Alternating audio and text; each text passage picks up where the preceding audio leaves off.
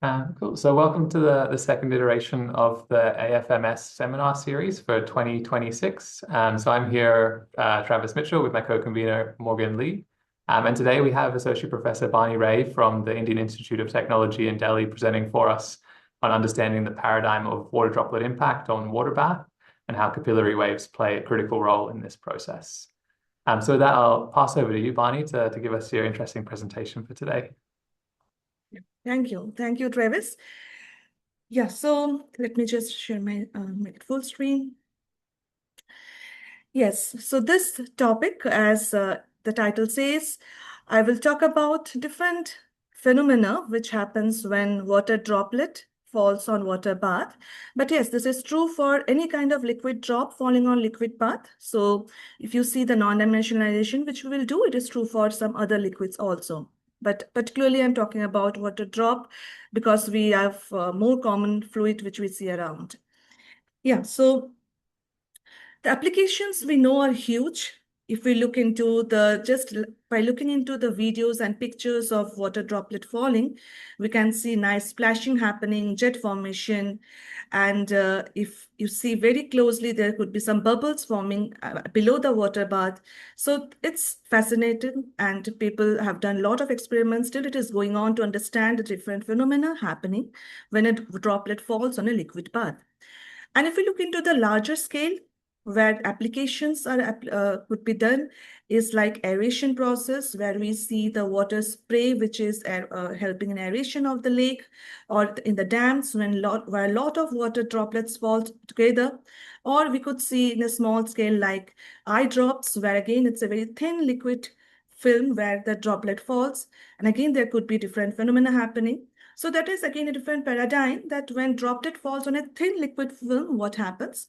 But I will mainly talk about a case where we have a water bath or a thick or a deep water bath where the droplet is falling and we can see a lot of things happening.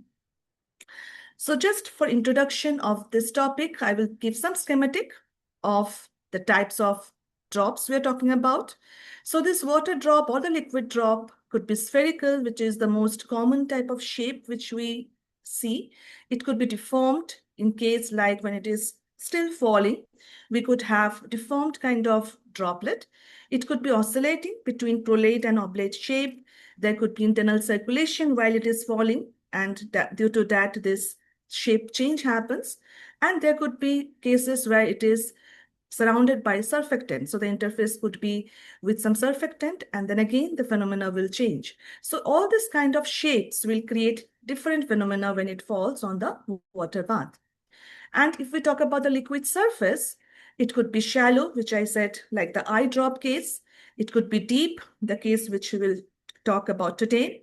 It could be flat, it could be wavy, and like wavy, the schematic is quite very wavy I have shown, but it could be like a ocean or a bigger water bath where there is some kind of waves, which is already there, and in that the droplet is falling.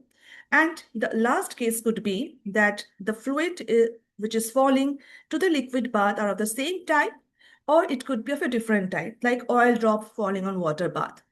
So all this kind of scenario could happen. And when it falls, what are the different phenomena which we see? Mostly at very, very low impact velocity. So by impact velocity, we mean that when the drop comes into contact with the water bath or the liquid bath, what is the velocity of that drop?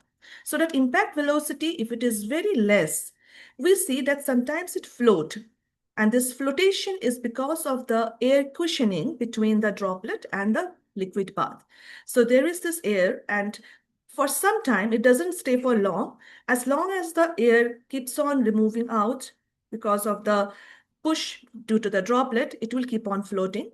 And if the droplet is small, then also we see this kind of thing. If the droplet size is small, then also the flotation stays for a little bit. And then finally it coalesces. So this is for low velocity, small droplets. Sometimes we see bouncing. This is again because of that air cushioning. So if the droplet has a velocity such that it contacts the water bath, but due to the air cushioning, it ripples back.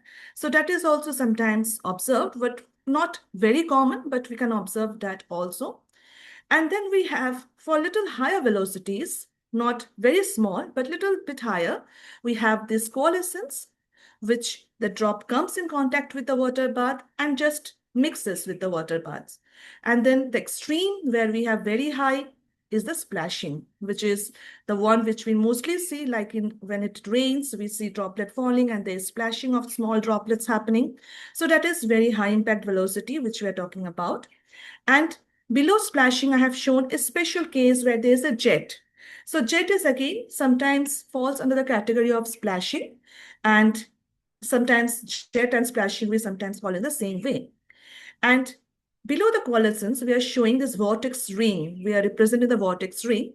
So this is what the image taken when I started this work, and it was taught that during coalescence, we can see the vortex ring, and for other processes, we cannot see vortex ring. So with that knowledge, we started this work. We started it using numerical method, and then later we also did some experiments with collaborators. So firstly, I will talk about the numerical technique which exist and what we used to solve this different phenomena of droplet impact on liquid bath.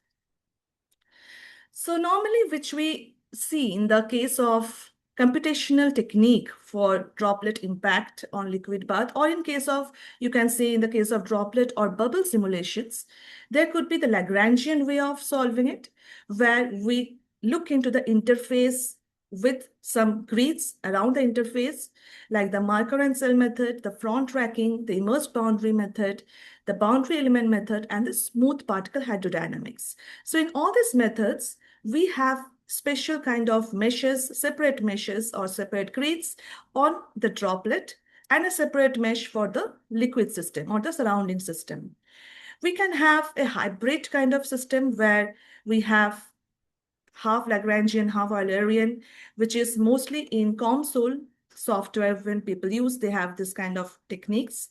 And the one which is more common is the Eulerian method, where we have a single kind of mesh which takes care of both the fluids, the fluid which is the surrounding fluid and the droplet fluid.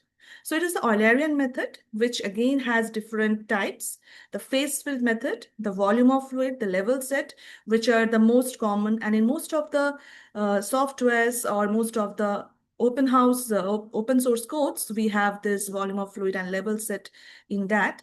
And what we targeted is using the advantages of volume of fluid and level set together, and we use the coupled level set and volume of fluid method.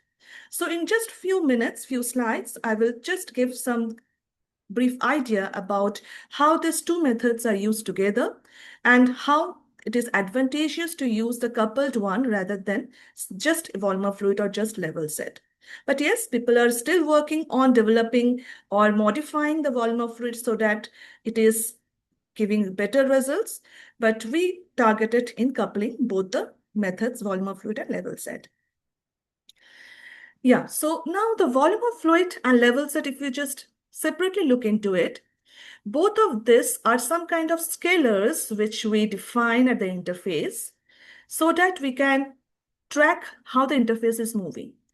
So in the case of volume of fluid, we define the total amount of the fluid which we are trying to track divided by the amount of total fluid which is there. So if I just show you the way it is going on, so let me just, yeah. So say, for example, the values, if you see 1, 0, and the fraction, decimal kind of values. So 0 here indicates that it is some one kind of fluid. 1 indicates it's a different kind of fluid. So for the case of droplets, which we're doing, water droplets, so 1 indicates droplet fluid, and 0 indicates the case where it is air. So the droplet is falling in the air medium. And the grids where we have decimal values, those are the points where we have the interface. So those decimal values or fractional values tells us that yes, these are the interface, and by getting those values, we can exactly track how the droplet is moving.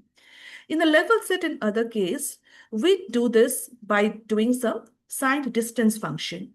So in that, the interface is defined as phi equals to 0, and if you see the distance d and minus d, so there the value of phi changes. So that is the level set way. Now we are trying to couple both of them so that we get the advantage of both. Now, what are the advantages of both? In the case of volume of fluid, the advantage is it is mass conserving. It conserves mass very well. And in the case of level set, the advantage is it can track the normal and the curvature of the interface very well. So that's the reason we are coupling both of them. So how the algorithm goes is, firstly, we have to track or the interface, or we have to construct the interface. The initial interface we have to construct. So for that, we're using the LVIRA method, which I will just show in the next slide. Once we have the interface, now we will do the next part, which is we will calculate the F and phi. F stands for the volume of fluid and phi stands for the level set. So we will calculate that. And along with that, obviously, we are calculating the velocity, which will be used to calculate F and phi. And the third part is again very important, that how we are taking care of the surface tension. So at the interface, now we have a different force, body force, which is the surface tension force. So that also we have to take care. So that part we are using by the most common method, the continuum force method. We will use this. And I will talk about each of them very quickly again. So this LVIRA, let me first show what that stands for. So LVIRA stands for least square volume of interface reconstruction algorithm. So the name itself says we are trying to construct the interface and to make it more and more clear that whether the interface is calculated correctly or not. So to do that, first we have to have an initial interface. Initial interface is done by the Young's method, or sometimes called the piecewise linear interface construction method, where if you look into the left-hand side, the interface is actually a curved surface. So we do that by using multiple small finer mesh, and we have linear lines which takes care of that curve. So here, this example, we have 8 neighboring cells, and here we have, by using that 8 neighboring cells, we can do that linear representation of this curve. Once we have this, then we have to do some kind of checking. So in this Young's method, once we build that linear interface, we have to calculate the normal and L, which is the distance of that interface from the center of the grid. So these two values, N and L, which are shown here, is very important while solving the volume of fluid or level set. And as I talked about, that this N, or later you will see there is a point called, there is a value called curvature, kappa, represented by kappa. So those N and kappa are very accurately calculated by level set. So that is what I talked about the advantage of level set. So here, if you see this N, which is the normal to that interface, is calculated using the alpha, which alpha again here represents the void fraction value, alpha or F, there represents the void fraction value. And from the neighboring cells, we have this value alpha A plus 1, J plus 1, and all of those. So using the neighboring cells, we have the value of normal X and normal Y. And the position L is adjusted such that it divides the cell into two areas which match the volume fraction. So both the things are calculated N, L in the case of Young's method. So that is at initial time step. And once we have that N and L, we have to do some kind of checking that whether it is correct, whether it is optimized or not. So there comes the LVIRA. So here we calculate this alpha and we just see the difference with the alpha, which is Young's method, and alpha, which is calculated in the next time step. And that is represented by G here. And we try to minimize this G by modifying that L and N so that this G gets minimized and alpha tilde, which is the new alpha, gets closer to alpha. So it's a way where we are doing a least square volume. We are trying to make this value of G smaller so that we get closer to the actual value of the alpha.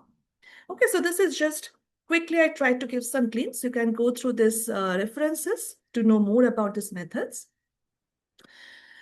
So once we have the interface, as I said, the next step will be to calculate the value of F and phi. So now when we write the equations, what we are solving, so in this entire work, the results which I will show, it is done in an in-house code. So we have actually solved these equations, we have written the code. So each of the steps which I am showing here is put in the in-house code. So we know for calculating the velocity, we have the Navier-Stokes equation. So we have the continuity equation and we have the momentum equation. So if you just see now, I have written two momentum equations here, one for the fluid 1 and fluid 2, and one for the interface. So depending on whether it is fluid 1 or fluid 2, we will have rho 1, which is the density, or mu 1, which is the viscosity. And in the case of interface, we are writing as rho interface as int or mu as interface, which is interfacial viscosity. And we have a term FSV, which I said is the surface tension force. So at the interface, we have a force which takes care of the shape, which takes care of the way it deforms. So that is the surface tension force. And that is what is taken care by the Bragg-Bull's method, which is that FSV is given as sigma, which is surface tension, kappa, which is the curvature, and normal. So sigma kappa into normal will give you the FSV. And this FSV is defined as FSA at the interfacial area. What is the force? Into the delta S, which is a Dirac delta, which says that if it is in the interface, it will have a value. If it is not at the interface, it will have a value of 0. So this is a very common way of defining things at the interface. So we have sigma kappa n, and we have another term in case if we have a tangential force also. If we have a tangential, like if the surface tension is changing along the interface, if there will be a gradient of surface tension in that case. So that is the tangential force, which is more seen in case of temperature change, or in the case of surfactant presence, we see this kind of force. But in this work, which I will show you today, we do not have the tangential force. So we just have the normal force, which is sigma kappa into n. So if we combine these equations, which I have just shown, this fluid 1, fluid 2, and interface, we combine them together into a single equation, a modified momentum equation. So we are not solving multiple equations. We are solving the continuity equation and a modified momentum equation, where the density is a function of alpha tilde, the viscosity is a function of alpha tilde, and we have the surface tension force. Now this alpha tilde, which I have written, I represent it as alpha tilde because sometimes in the equation when we are solving, initially it is the void fraction or volume fraction F which we put here. And later when we get the things working, when we calculate the value of N, kappa, L, then alpha tilde could be level set also. Okay, so in the process, it could be either F or it could be phi. So this is the equation again. And separately, as I said, we have to advect those scalar functions. We have to advect the volume fraction. We have to advect the level set. So for that, we have this advection equations. So there are three equations which are getting solved along with the continuity, obviously. So there are four equations which are getting solved, coupling. And at every time step, we will get a new velocity, we'll get a new phi and a new f. And as we are getting this phi, we will also get the new curvature, and it will gradually give you the interfacial shape and the position. And the function which I said, this density as a function of alpha and mu as a function of alpha, it is represented by just rho L into alpha tilde plus rho G into 1 minus alpha tilde. Similarly, the mu. So these are again a very common way in volume of fluid method. Also, we see this in level set method separately. We see this kind of definition of modified density and modified viscosity. And at the top, if you see, I have just shown a Heaviside function. So this is another way of representing the level set. So initially I said that this phi we defined by a signed distance function.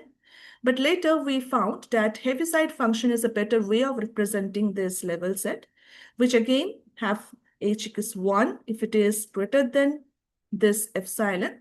If it is less, it has a value of 0. If it is at epsilon less than equals to, then it has a value. So this epsilon again, it means what is the interfacial numerical thickness we are taking? So this is again something which is very tricky when we solve it. And we have to be very careful what is the value of epsilon we are taking. Because if we take a very wrong value, if the thickness is very high, this results will get wrong, will not get the correct shapes or the correct position. So it mostly we take around 1 to 3 grid cells for the value of epsilon. So in case of ANSYS fluent or COMSOL, also this kind of value needs to be given so that we correctly calculate the Heaviside function. Okay, so that's all about the method. So slowly I will go towards the results now. So this is just as solution technique, what we used. So we had finite difference in the discretization schemes. We had INO schemes used for the momentum equation and central scheme for the space derivative. For the pressure solver, the bi-step method was used. And most recently, we are also using Hartree to solve the pressures. And we have the coupled second order operator split method for the advection equation for F and phi, which we have shown. So this operator split method is very good in calculating that because it is coupled as well with the velocity. So once we have the setup ready, now let's go towards the solutions and the physics of the problem. Okay, so now the domain which we have taken, it was quite easy for us because we are looking into a single droplet falling on a water bath. So, and as we saw in the different papers and different literature, that most of them are quite symmetric kind of phenomena. So if you have a kind of jet, if you see the jet is going straight, it's not bending here and there. If you look into splash, that also looks more or less like a symmetric splash, like a crown shape. So that was a positive thing for us. So what we did, we used the axisymmetric kind of setup, which is r, theta, z coordinate. And in that way, we had to just solve the half part of the domain. So we are solving just the half droplet with the half liquid bath. So if you see here in this picture, this dotted line indicates the axis of symmetry. So we are just solving the right part. And once we solve it, then we can just make the results, post-process it, and we can just plot the results and see what is happening in the entire scenario. So we have the axisymmetry condition and we have a bath here where at the right side, we have kept no slip condition. At the bottom also, we kept a no slip condition. And the right, we could keep no slip or we could keep symmetric both ways. But again, if we keep a wall at the right, we have to be very careful that what is the size of the domain. If it is very small, it may affect the phenomena. So here in this case, we have taken free slip condition so that there is no effect of wall on the phenomena going on. And at the top, it is an outflow boundary condition, which is again, doesn't depend on what is going on at the drop and the bath case. It should not affect what is going on there. So once we have this setup made, axisymmetric formulation with boundary conditions given, then we just non-dimensionalize the values which are there, which will help us to understand the physics more. So though in the code, we put dimensional values of density, viscosity, and diameter, but mostly the results will be in terms of non-dimensional numbers. So in case of liquid-liquid system, so there are two kind of things which we have done. So say there is a liquid droplet, which is falling on a liquid media, and then again falling onto the same liquid. So here, if you see this row 1 and row 2, row 1 is one kind of liquid, row 2 is another kind of liquid. So it's a liquid-liquid medium. So in that case, the non-dimensional numbers which mostly affect the phenomena are Owen surge number. So OH1 and OH2 represents Owen surge number based on viscosity of fluid 1 and viscosity of fluid 2, and divided by this rho m sigma d. So this rho m, again, in some papers, if you see, they will define by rho 1 and OH2 by rho 2. But again, to make it more systematically, like how these things happen, we are trying to reduce the number of non-dimensional things. So in that way, we defined rho m, which is just the average of the two density, rho 1 plus rho 2 by 2. So that way, we are just seeing the change because of the change in the viscosity in OH1. And if we change the viscosity mu2, then we'll see the change in the OH2. And we have another variable, which is the difference between the density, ρ1 minus ρ2. And that is coming into the bond number, which is rho c d squared g by sigma. So bond number again indicates the ratio of the gravitational force by the surface tension force. So the bond number will take care in this is taking the rho c, the difference in the density. And we have attitude number, which is again a ratio of densities. So it is rho c by 2 rho m. So this definition was taken, or this formula of attitude number was taken from one of the paper which we were referring at that time, paper of Gillette et al. And we saw that if we do rho c by rho m, that could also be one option. But rho c by 2 rho m, mostly if we do, and as attitude number, the results could be represented more clearly and they could be explained more clearly. So that's the reason we have this number 2 here. Okay, so just if you're interested in knowing the time step taken and how we are doing, so time step was mostly in multi-phase kind of simulation. Time step should be very, very less. It should be less than the capillary time. So here we have taken around 10 to the power minus 6 seconds, which is less than the capillary time, which is 1.27 into 10 to the minus 6 seconds in our simulation. In the case of air-liquid system, which is water drop falling through air into water bath, in that we will have two more non-dimensional numbers, which is the Weber number and the Froude number. So Weber number is again the ratio of the inertial force by the surface tension force.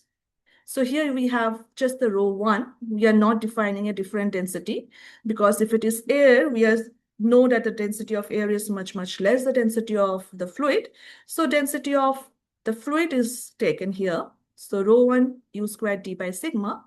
And the Froude number, it is u squared by gd. So here, if you see it is again inertial force by gravitational force. And bond number, again, there this G came into picture. So these two numbers, bond number and Froude number, are where we have the gravitational force coming into picture. Okay, so with this non-dimensional numbers, keeping in mind what ratio it is, now the results will be explained more clearly what we will see now. So let me just on the video and keep explaining. So as we saw in that bigger chart, that different phenomena happening when water drop falls on water bath, we started with floating. So you see here, this drop is staying for some time. That is what we are calling it floating.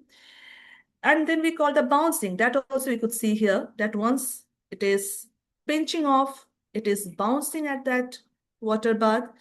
Then we could see coalescence, so which we'll see just now. So if you see the droplets are getting smaller and smaller and smaller, so up to 4 steps it happened, 4 to 5 steps has happened, and then this small drop has coalesced completely.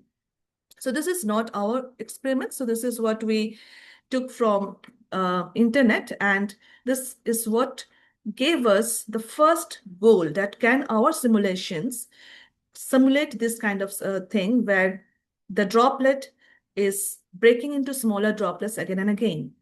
So if you see at the top, the heading which I have said, secondary drops without splashing. And this particular phenomenon is called a partial coalescence. So secondary drop without splashing, why we are calling this? Because here the secondary drop, we mean that the bigger drop breaks into a smaller one. But here there is no splashing happening. So mostly we see secondary drop when there is splashing and smaller drops breaks from the thing. But here we see it not through splashing, but just drop falling, floating, bouncing, and some kind of pinching happening. So that is what is the partial coalescence. And we'll talk about it, that why this is happening. So if you see when the drop falls on the water bath, so at the top is the simulation and below are the experimental. So once the drop falls, there is a certain wave which generates. So in the title also I talked about capillary wave. So now this capillary wave is the main hero, you can say, which creates all this kind of different phenomena happening. So this wave generates just at the point of contact of the droplet with the water bath, and that wave gradually goes from the side towards the top. So if you see here, this wave travels, and this dotted line actually indicates the height.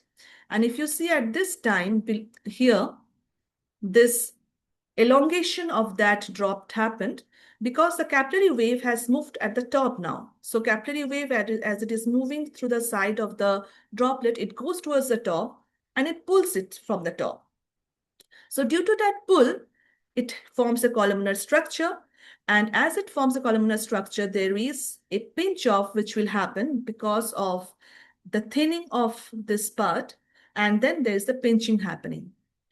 Okay, so here this entire mechanism which we see is the partial coalescence, where the droplet doesn't go inside, it doesn't coalesce to the liquid inside, but before doing that, it breaks into a smaller drop.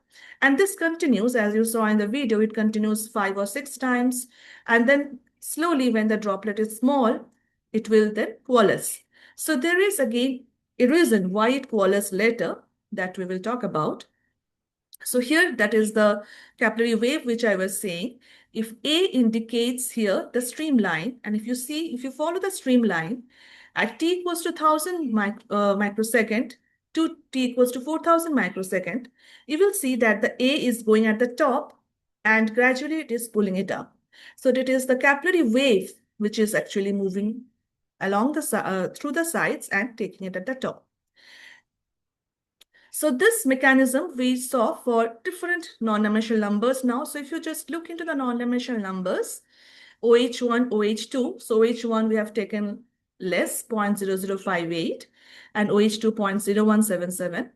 And bond number and tooth number, these are the ranges which we have taken to show the maximum cascade which we could see. So cascade are again number of steps we could repeat. So if you see here, we could see up to 3 cascading. So first at t equals to 0.75 non-dimensional time, at then t equals to 2 non-dimensional time, we could see the second droplet same way. And then finally, it had coalesced. So from our simulations, we could reach up to maximum 3 cascades. Again, because of the grids which we have taken, we could go up to 3 cascades. And now if you see the value what we changed is, we have changed the value of bond number here. The bond number is 5.2, which means the gravitational pull will be more. So how that could be increased? It could be increased either by increasing the droplet size. So that we have done here, the droplet size is quite large. And because of that, droplet size is quite large. And because of that, you see the water bath is pulled down because of the weight, but still we see the same thing. We see the pull, we see the columnar structure, and then it breaks into now 2 droplets because the columnar structure is long now, and we see that it breaks into 2 droplets. Again, another case could be where we have much higher bond number, 9.83. So in that case, we see that there is no more pinch off happening. So the drop just falls and it just gradually coalesces. It just mixes up with the medium. So this is what is happening for very large drop or very large bond number, you could say. In the other extreme, if you play with the Owen search number, like if you just change the OH1, for example, here at the top, there is OH1 0.031, and then we have 0.3. In these 2 cases, if you see, here again, the top part where we have OH 0.031, there is some kind of pinching which is trying to happen at t equals to 0.97 tau c. There is a tendency that it will pinch, but no, it doesn't pinches. It again goes back. It tries to pinch, but still it doesn't pinch. It again goes back, and then we do not see any coalescence happening. So this is a case which we saw as a transition from partial to complete coalescence, where we see that the necking tries to happen, but then the necking again goes back. So there's an oscillation of the necking happening, coming close and going back, but there is no pinching happening at that time. But when we increase it, when we increase this Owen search number, OH1 to 0.3, we do not see this kind of oscillation of the necking. We just see the droplet came and then coalesced. which is the second set of picture. And at below we see there is another range where we are keeping the OH1 small, but we are changing the OH2. So OH2 indicates the increase in the viscosity of the surrounding liquid. So we increase the viscosity of the surrounding liquid OH2, and there again it is similarly, there is complete coalescence. So once we looked into all this kind of phenomena happening, we slowly are going to form a regime map. So here it shows that oscillations, which I talked about. So in our paper, for the first time, we could show this transition regime where just by looking into the necking, that whether the neck radius is oscillating, we could say that yes, it is the transition regime, transition between partial and complete. So here, this different scientists have talked about why this is happening. Some people say that it is due to Rayleigh plateau instability, why this pinch-off is happening. Some said, like Gillette mainly said, more emphasize on the viscosity values, that the viscosity of the fluid 1 or fluid 2 is affecting a lot to this phenomena. So what we came up is, we made this entire thing into different categories. And we saw that when the droplet is too small, like the case where it is called a viscous regime, we see that this partial coalescence doesn't happen. And again, if the droplet is too large, which is bond number too large, it's called the gravity regime. And again, the droplet coalescence will happen and partial coalescence will not be seen. And if the viscosity of the surrounding fluid, that is mu2, is much, much large, it will not allow the pinching to happen. It will push the droplet, which you see the case 3, it will push the droplet from the top and it will not allow the things to happen. But again, if you see the viscosity of the fluid itself is large, then due to viscous damping, again, it doesn't happen. So in that way, the viscosity plays a big role in this.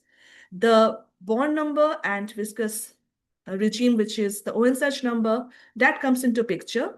And the pull should be as much as possible. So if you see the criteria which we came up, that the pull should be as long, and then there should be a horizontal momentum which will make the pinch-off happen. So once we came up with this, we entered to this kind of regime thing, and we saw some more phenomena, which is, so I will just on this.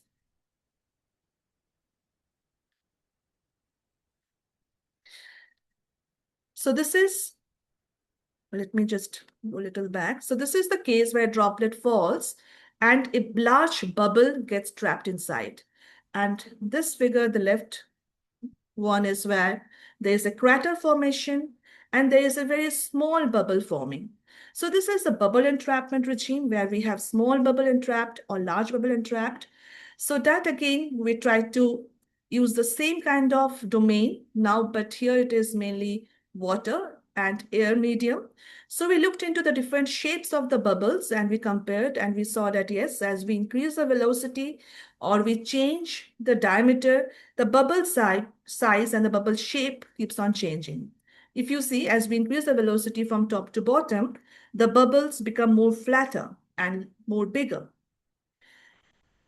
And when we see again all the values, when we keep on doing, we came up with a new regime again here. We saw that whenever the bubble entrapes, there is a small jet which comes up.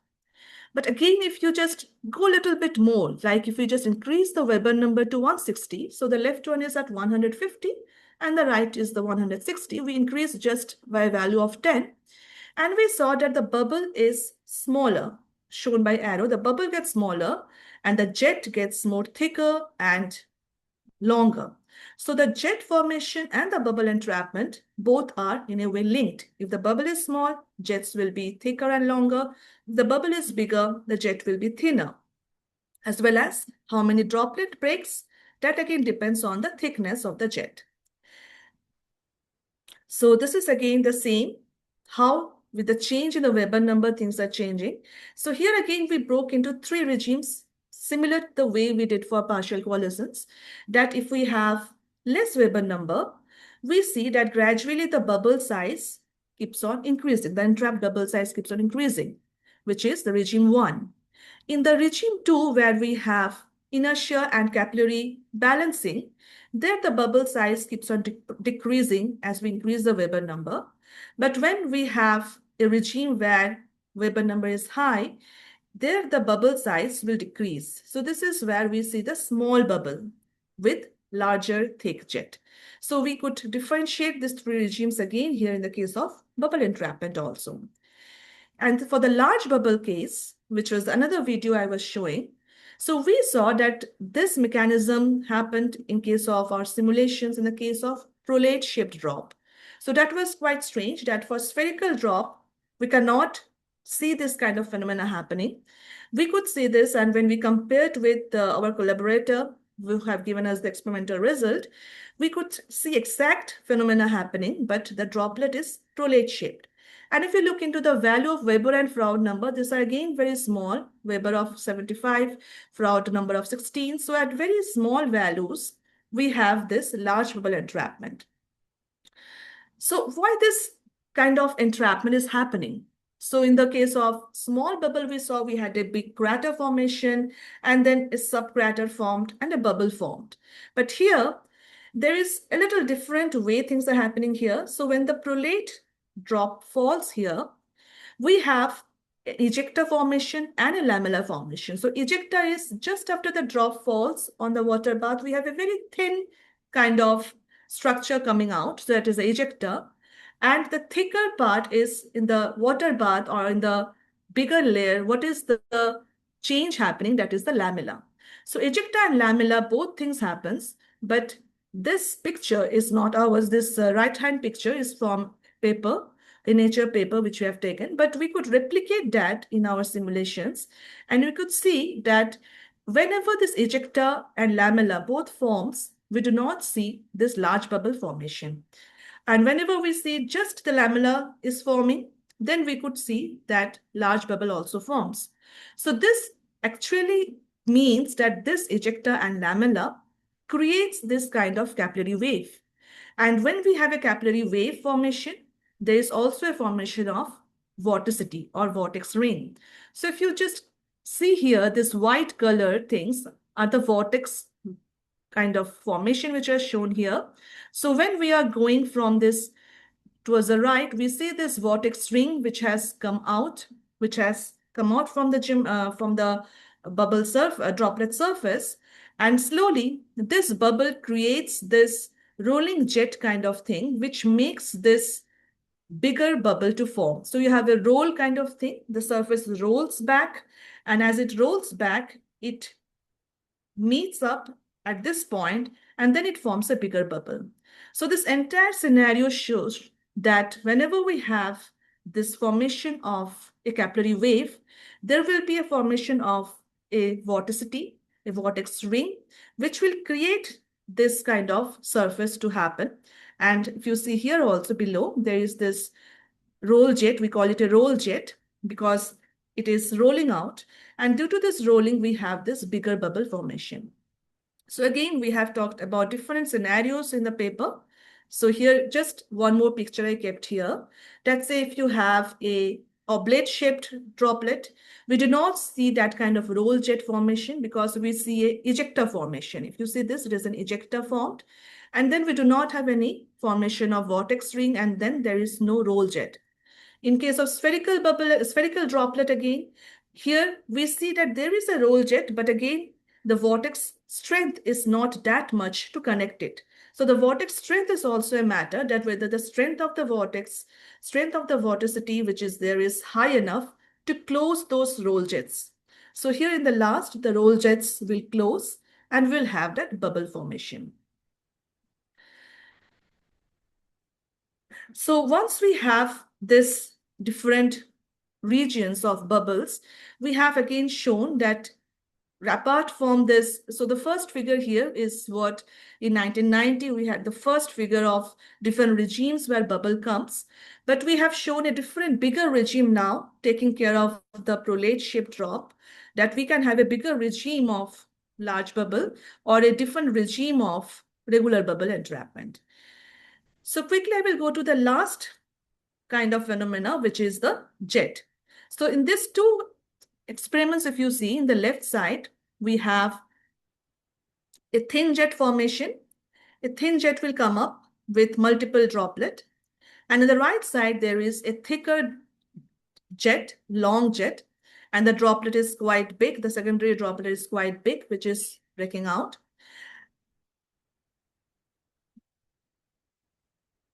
So here in this picture, it is a lot of informations are there. Let me say what I wanted to emphasize here. So from top to bottom, if we go, here we have different regimes. The part A is the regime where we have coalescence happening. So the droplet falls and it mixes with the water. So if you see the crater, it's more like a V-shaped crater. So V-shaped crater, and then gradually it is becoming straight after it coalesced. In the point B, which is the short thick jet phenomena. So here we will have a short thick jet, which is at the end. If you see here, it is a short thick jet which is forming. So here it is again, the crater shape will be different. If you just look into the crater shapes in the first column, that will give you an idea that how the crater shape will determine what will happen at the end. So in the crater shape here is more like a cylindrical crater shape. And so we see that at the end we have a jet formation. Similar to the case of C, which is the short thick jet with a secondary droplet. Then the next part, which is the thin jet, here again, slowly the crater becomes little spherical, from cylindrical to slightly spherical. And we have a very thin jet coming out with a lot of speed. So here there is a stagnation point which forms. Because of that, there is a very thin jet, with high speed it goes up. In part E, which is where the bubble entrapment is coming up, which we already showed you. So here again, it is a spherical, and we have a subcrater formation, and we have a thin jet along with the bubble. Part F is where we have similar kind of thing, but here it is the next bubble entrapment, which is small bubble with longer jet. And the last part is where we just saw in the video, the long thick jet. So here we have a more spherical kind of crater. And here we do not see any kind of subcrater formation. We do not see any kind of bubble entrapment. But here there is complete flow from the bottom and there is a thick jet formation. So what happens in all these regimes? So here there are, if you see, there are 7 regimes, which I have written as P1, P2, P3, P4 to P7. So in all these regimes, it depends in which direction the flow is coming from the wave swell. So wave swell means the area when once it falls, this swelling which occurs, that is the wave swell. So when it retracts, in which direction the flow is coming? If it is coming directly to below side, below of the crater base, then we will see the jet formation. If it is coming to the side, it will see the formation of subcrater and the bubble formation. If we see that it is in a case of the coalescence case, it is coming in the entire body of the crater, then we will see the coalescence case. So in all this case, the flow from the wave swell will determine what is happening. So again, the case which I said, the flow, that again will create the capillary wave, which I said it is the hero of all this phenomena. So the capillary waves will say you that whether the capillary wave is creating a vortex there. So in the case of coalescence, complete coalescence, we normally see a vortex ring and a bigger vortex. So we see this kind of image. If you see at the top, there's a vortex ring and a bigger vortex, which we could see by plotting the swirling strength. We could see a similar kind of thing. For the partial coalescence, we see multiple vortex. So if you see here, this arrows indicates there are a lot of vortex ring formed because of the partial coalescence. But where it is initiated is the main thing. Sometimes it's initiated in the place where it just impacted. Sometimes it is initiated where we see the capillary waves, which are more. And capillary waves could be again detected by the low pressure regimes. So if you see, wherever is the pressure low, it means the capillary wave is moving in that direction. So that is another way how we plotted the capillary waves, by detecting the low pressure regimes. This is again for short thick jet. Here again we see a very small vortex which are just pinching out from the V-shaped crater. It is just coming out from that. Even if we see for regular bubble, we see that. So what we showed in this work is, it's not only the complete coalescence where the vortex is dominant. We could see vortex in all the phenomena. Somewhere it is smaller, the strength is less. Somewhere it is bigger, somewhere it is breaking into two vortex. So we could see in all the phenomena. So that is what came up from our simulations. And finally, what we came up with a final regime map. So we have a bigger regime map which takes care of all the phenomena now, with the case of thick jet, thin jet with bubble, thick jet without bubble. And if we keep on increasing the Weber number, we will have a thick jet, which is, again, it could be a jet with droplet, sometimes bigger than the initial droplet. So if you see the case where we have Weber number 671, 407 Froude number, the droplet size, the primary droplet size and the secondary droplet size is very, very different. So secondary droplet sometimes could be much more than the primary drop. So those again we see in the regime of higher Weber number and higher Froude number. So we have not gone beyond this range, because after this, what happens is the splashing comes into picture, the crown shape splashing. So it's not possible to simulate through the axisymmetric simulation. We have to move towards the 3D simulations to track those splashing regimes. So our work was with axisymmetric geometry, we went to the thick jet or the long thick jet regimes. So this is the last slide. Since I'm repeating capillary wave most of the time. So here we just try to see how this capillary wave actually is playing when we have two droplets falling with very small velocity. Here, in the first case, it is at the same time we have dropped it, and these two drops will merge together and they will form a bigger droplet, and the partial coalescence is seen. So it doesn't matter whether the droplet is sphere, whether the droplet is a different shape, we could see the partial coalescence happening because of the capillary wave motion into that, and because of that elongation, the columnar structure which happened, for which we could see this partial coalescence. In the second case, when we have a time gap between the two, we see that once the droplet fall, it has made a dip into the water bath. And that again didn't matter whether the other droplet will show the partial coalescence or not. It shows a partial coalescence separately. And then because it was too close, we see that the two drops merged and the rest of the thing is partial coalescence.